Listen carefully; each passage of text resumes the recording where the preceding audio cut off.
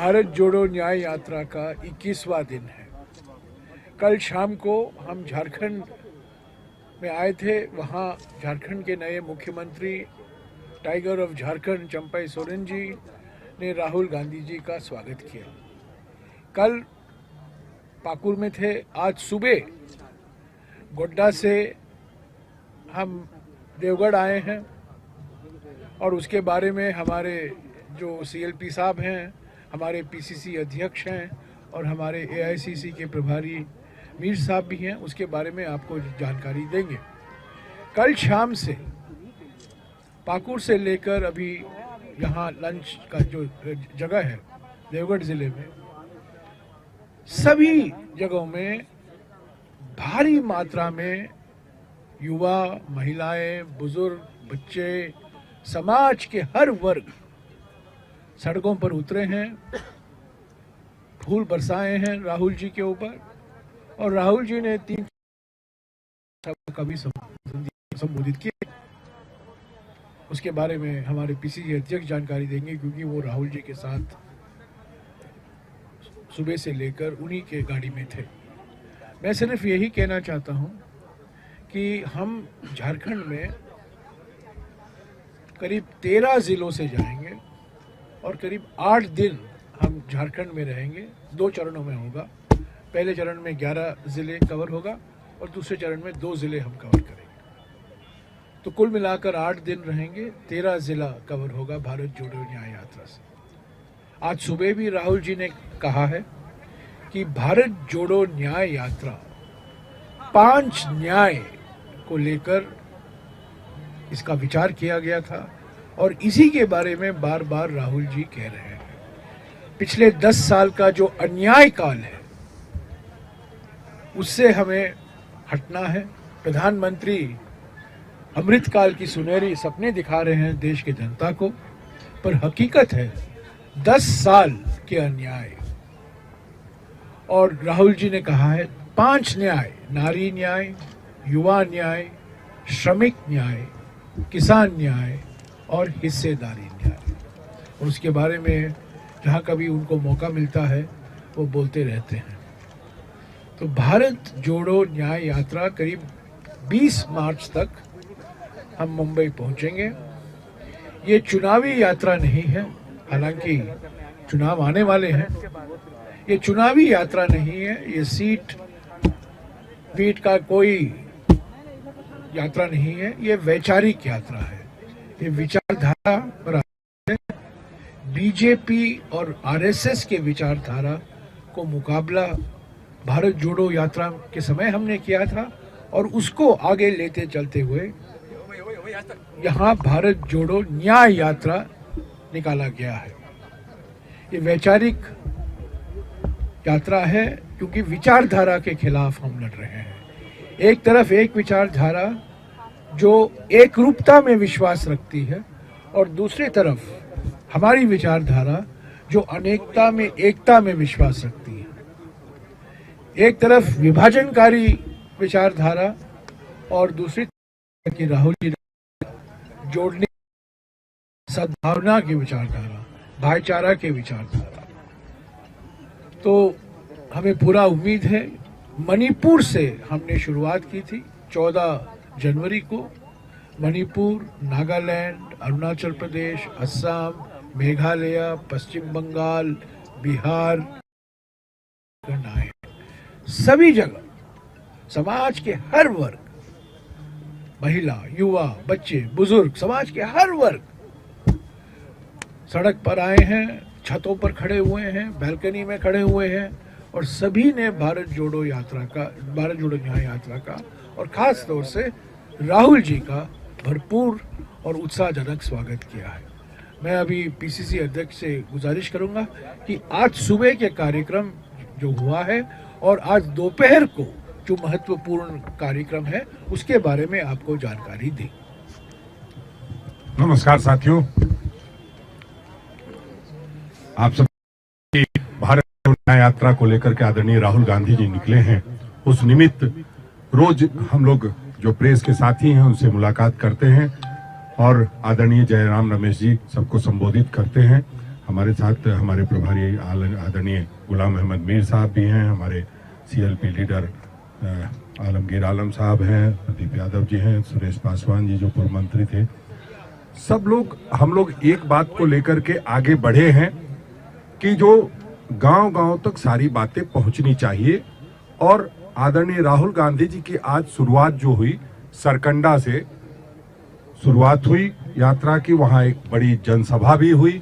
उसके बाद हम लोग सकरी में स्वागत हुआ और वहां भी बहुत भारी संख्या में लोग थे। जो इससे पहले मेरा भी बहुत लंबा एक राजनीतिक अनुभव है, इससे पहले मैंने ऐसी भीड़ कभी भी नहीं देखी थी, स्वस्फूर्त भीड़ थी।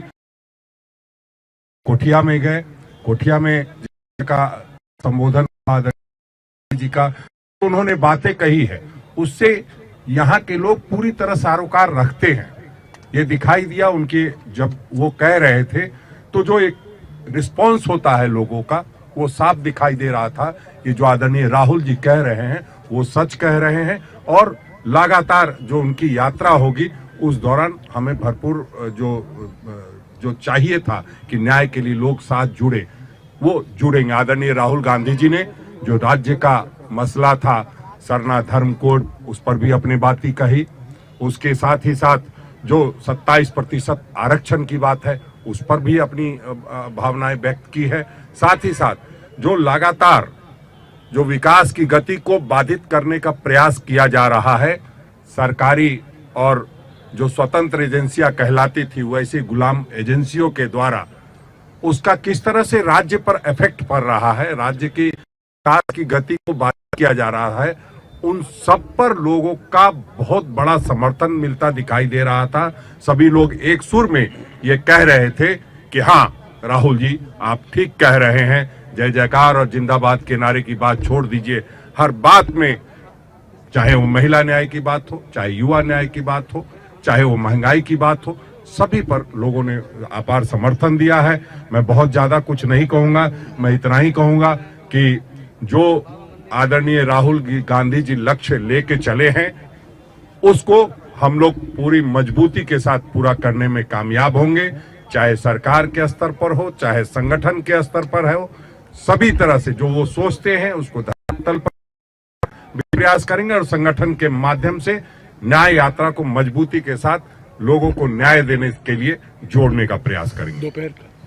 दोपहर का आज आप जानते हैं अब हम लोग बाबा की नगरी में आ गए हैं, तो निश्चित रूप से बाबा का दर्शन सबसे पहले आदरणीय राहुल गांधी जी करेंगे और वहां बाबा का दर्शन करने के बाद फिर वीर कुंवर सिंह चौक, टावर चौक के पास एक पदयात्रा करेंगे, 100 मीटर की है, और उसके बाद हम लोग आगे बढ़ते चले जाएंगे। फिर जाकर के हम लोगों का धनबाद जिले के अंदर में एक जगह है जगदीशपुर, वहां से पहले यहाँ हम लोग देवघर वाले जगदीशपुर से यात्रा को स्टॉप करेंगे और पूर्वी टुंडी इलाके में हम लोग जाकर के वहां आज आदरणीय राहुल गांधी जी का विश्राम होगा। शुक्रिया, धन्यवाद। आलम जी संक्षिप्त।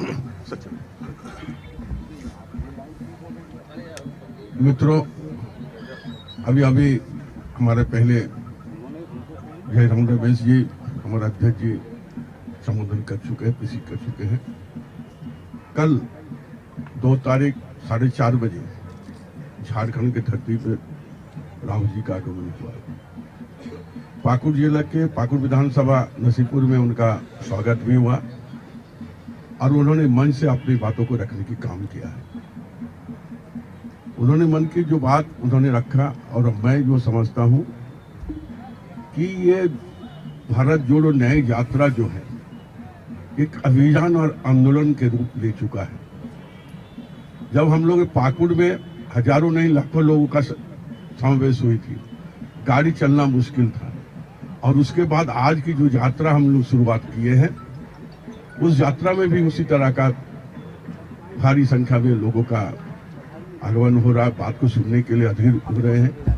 और मैं समझता हूं कि आज नौजवान जो सोच रहे हैं कि हमने बड़े बड़े डिग्रियां हासिल की है, लेकिन आज हमें सड़क पर घूमने की मजबूरी होता है। किसानों को वही हाल है, महिला को भी वही हाल, वंचित और शोषितों का भी वही हाल है। इसलिए राहुल जी का जो नई यात्रा जो है ये निश्चित तौर पर आने वाले समय में एक आंदोलन में रूप लेने जा रहा है, आंदोलन होकर ही रहेगा। तभी मुझे लगता है कि इस देश में जो तानाशाही सरकार है तभी यहाँ से गति छूटेगी। धन्यवाद। शुक्रिया आलम जी। मीर साहब, क्यों साथियों ने आपको काफी डिटेल दे दी। मैं तो झारखंड के संबंध में एक बात खाली आपके सामने रखूंगा। 4 साल पहले यहाँ की जनता ने एक कोलिशन सरकार को समर्थन देकर यहाँ एक मजबूत सरकार बनाई और जो 4 साल से प्रो पीपल स्कीम्स ला रहे हैं, इम्प्लीमेंट करा रहे हैं, लोगों को सुविधा मुहैया करा रहे हैं। ये यहाँ का आम नागरिक भी, आप ऑब्जर्वर भी हो, आप कहीं पर भी पूछे, 4 साल का काम करने का तरीका इस सरकार का बहुत ही बेहतरीन रहा। ये प्रो पीपल काम करना हमारे बहुत सारे विरोधियों को खलता है और जिसमें हमारी मरकजी सरकार है, भारतीय जनता पार्टी, और ये अच्छा काम हो रहा है, लोगों के खातिर काम हो रहा है, उसको किसी न किसी तरीके से अवाम और सरकार के बीच में दरार पैदा करने के लिए एक आपने देखा पिछले कई महीनों से ईडी को आगे करके जो कहानियां बनाई गई और जो यहाँ सर्वप्रथम एक गरीब परिवार, एक शेड्यूल्ड ट्राइब परिवार का, हम कह सकते हैं एक गरीब घर का लड़का इस राज्य को चला रहा था और सबसे बड़ा समर्थन उसके पीछे पुअर से पुअर लोगों के लिए वो काम कर रहा है, वो एंडोर्स हो रहा है। और के साथ में जो कहानियां बनाई गई और जिस तरह से सरकार को मतलब उथल पुथल करने की कोशिश की गई और ये एक बहुत बड़ी साजिश उन्होंने सोची थी झारखंड के खिलाफ, मगर हमें फख्र है झारखंड के लोगों पर और हमारी कोलिशन पार्टनर्स पर कि उन्होंने ऐसा कुछ भी उसमें मतलब नहीं होने दिया और पूरे समर्थन के साथ एक नया चीफ मिनिस्टर नियुक्त किया जिसका कल ओथ हुआ और हम आपको भरोसा, आपके जरिए झारखंड की जनता को भरोसा देंगे, 1 साल इस चुनी हुई सरकार का अपना है और ये पूरा अपना काम करेगी और लोगों के बेहतरी के लिए काम करेगी। और हम यही चेतावनी देना चाहते हैं उन दिल्ली में बैठने वालों को कि इस तरह के हथकंडे इस्तेमाल ना करें, ये कहीं आपको बैकफायर भी हो सकते हैं। जो आप सोच के वहां से ये करते हो कि हम अच्छे आदमी को डिरेल करें, गरीब परिवार से आए हुए आदमी को रूल करने का क्या हक नहीं है? जब उसने सारी चीजें अपने वक्त पर दे दी फिर भी एक डिस्टेबलाइजेशन का एक चक्कर चलाया गया। ये तो जनता का और हमारे कोलिशन का एक तालमेल है कि जिसमें वो कामयाब नहीं हो पाए। फिर से सरकार एस्टेब्लिश है, आने वाले कुछ दिनों में एक्सपेंशन होगा, हाउस चलेगा और जो भी प्रोसीजर है वो आगे लिया जाएगा। Thank you. Thank you. Pradeep, संक्षिप्त में। धन्यवाद।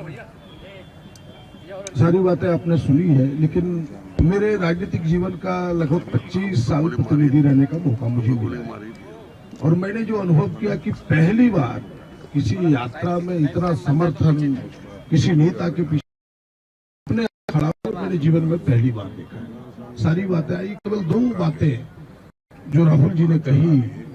पहली बार उस अडानी से विस्थापित की कोई दर्द सुनने वाला कोई नेता मिला तो वो राहुल जी मिले और उन्होंने आज अडानी से विस्थापित लोगों के भी दर्द को सुना कि किस तरह अडानी ने उनकी जमीन छीनी, उनके साथ धोखा किया, बिजली देने की बात की, नौकरी देने की बात की और उन्होंने कहा कि अगर मेरी सरकार आई तो मैं आपको न्याय दिलाऊंगा। ये बात उन्होंने कमिट किया है आज पुड़ियाहट की धरती पर, गुड्डा की धरती पर जो एक बात उन्होंने कही। और दूसरी जो हमारे अध्यक्ष जी कह रहे थे कि 27% आरक्षण का, उन्होंने एक बात बड़ी जोर देके कहा कि जब मेरी सरकार आएगी तो मैं जाति जनगणना कराऊंगा और जिसकी जितनी भागीदारी है उतनी हिस्सेदारी दिलाने का प्रयास करूंगा।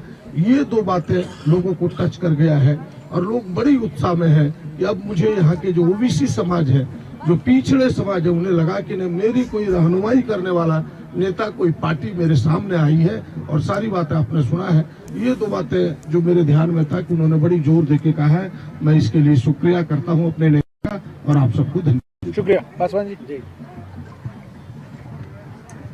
मैं सुरेश पासवान, एक्स मिनिस्टर झारखंड, हमारे राष्ट्रीय परिषद यादव पर गोवा नगरी में राहुल कुमार